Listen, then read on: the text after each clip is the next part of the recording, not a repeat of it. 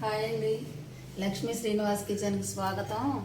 ఈరోజు మనం ఇదిగోనండి పచ్చినెత్తళ్ళు దోసకాయ ఇవి రెండు కలిపి కర్రీ చేసుకోబోతున్నామండి. రెండు ఎలా చేసుకుందామంటే పాన్ పెట్టుకొని ఆయిల్ వేసుకున్నాను. ఆయిల్ కాగింది. ఇందులో కొంచెం పసుపు, కొద్దిగా మెంతి పొడి,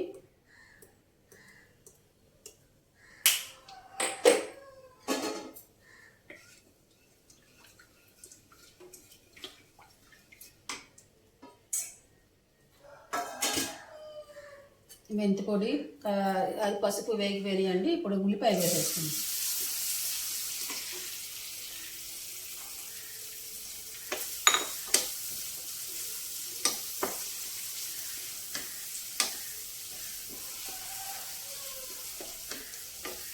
ఉల్లిపాయ, పచ్చిమిరపకాయ, ఉల్లిబొందండి, ఉల్లిబొందు పచ్చిమిరపకాయ వేసేసుకుంది.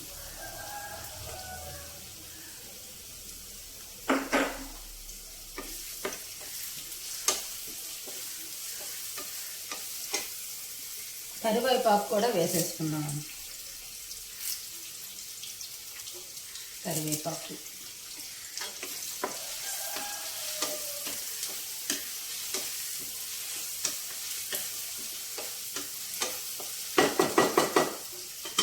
ఇది కొంచెం వేగాలి. మూత పెట్టుకుందాం.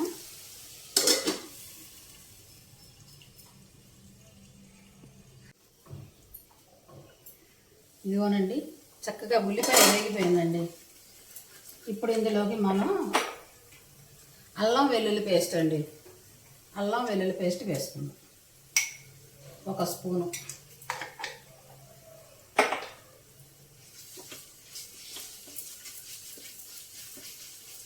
అల్లం వెల్లుల్లి ఇది కొంచెం వేగాలి.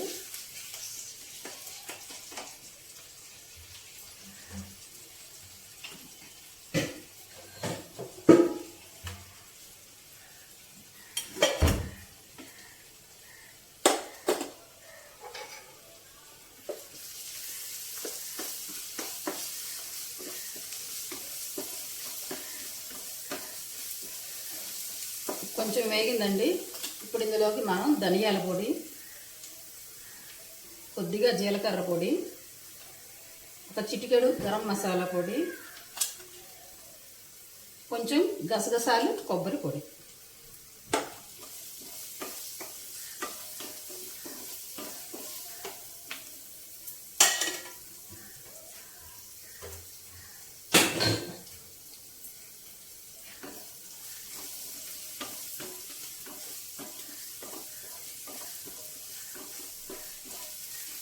ఇప్పుడు ఇందులోకి మనము దోసకాయ వేసేసుకుందామండి. దోసకాయ కొంచెం మనకి ఉడకాలి కదా, ఫిష్ తొందరగానే ఉడికిపోతుంది.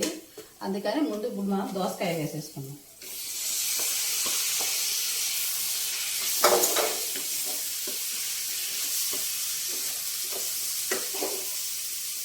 దోసకాయ కొంచెం కారం కూడా వేసుకుందామండి. ఇందులో మనం మ్యారినేషన్లో ఆల్రెడీ కారం వేసాము. ఇందులో కొంచెం కారం వేసుకుందాం.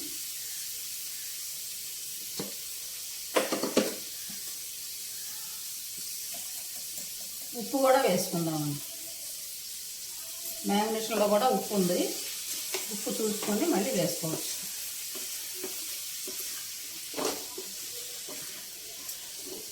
ఈ దోసకాయ మసాలా ఇవన్నీ కొంచెం వేగాలి. ఇప్పుడు మనం ఏం చేస్తామంటే ఈ దోసకాయ గింజలు ఉన్నాయి కదండి, ఈ గింజలు చేదవల బాగానే ఉన్నాయి. ఈ గింజలు మనం వేసుకుంటే కొంచెం అనేజీగానే ఉంటుందండి తినేటప్పుడు. గింజలు పంటి కింద పడి కసకసమంట నాకే నచ్చదండి, అసలు మా ఇంట్లో కూడా నచ్చదన్నమాట. ఇక అందుకని ఏం చేస్తానంటే ఈ గింజల టేస్ట్ పోకుండా ఇందులో కొంచెం వాటర్ వేసుకొని మనం ఈ దోసకాయ వేసినప్పుడే ఇలాగా గింజలో గుజ్జు కూడా వేసేసుకున్నాం. గుజ్జు కూడా వేసేసుకుంటే కొంచెం వాటర్ వేసి మనం గింజల్లో టేస్ట్ కూడా వచ్చేస్తుంది.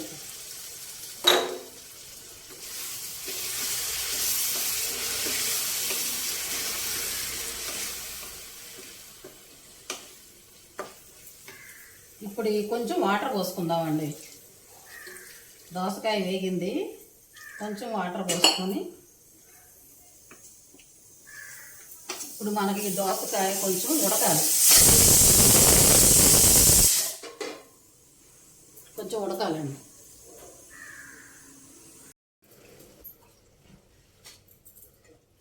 ఇదిగోనండి దోసకాయ కొంచెం ఉడికిపోయింది.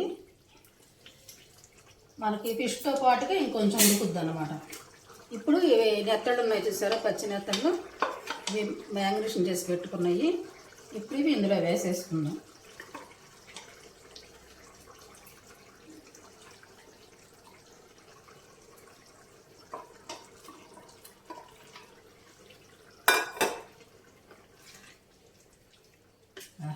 కలర్ఫుల్గా ఉందండి కర్రీ, సూపర్. అరోమా బాగుంది. వెయ్యిగానే కలిపితే ఏం అవదండి, తర్వాత మాత్రం కలపకూడదు.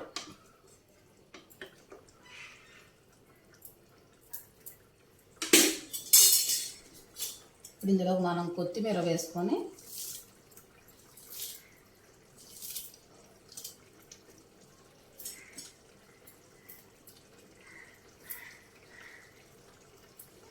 రెండు నిమిషాలు మూత పెట్టుకుందామండి. ఆ ఫిష్లు కూడా చక్కగా దోసకాయతో పాటుగా ఉడుకుతుంది, మనకి గ్రేవీ చక్కగా వస్తుంది, ఇది చాలా టేస్టీగా ఉంటుంది. మూత పెట్టుకుందాం.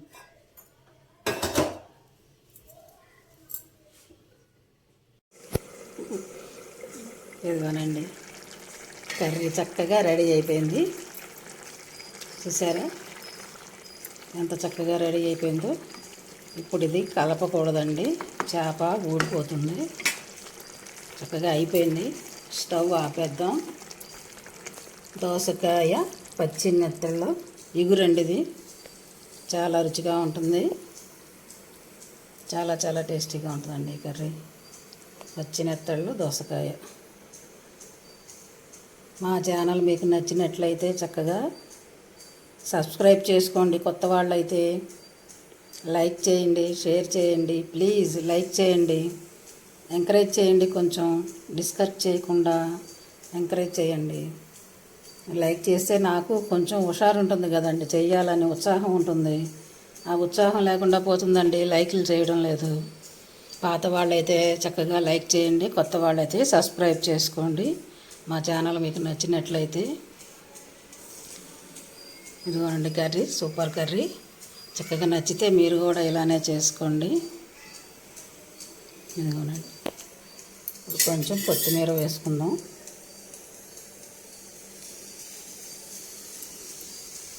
నచ్చితే మీరు కూడా ఇలానే చేసుకోండి. Thank you.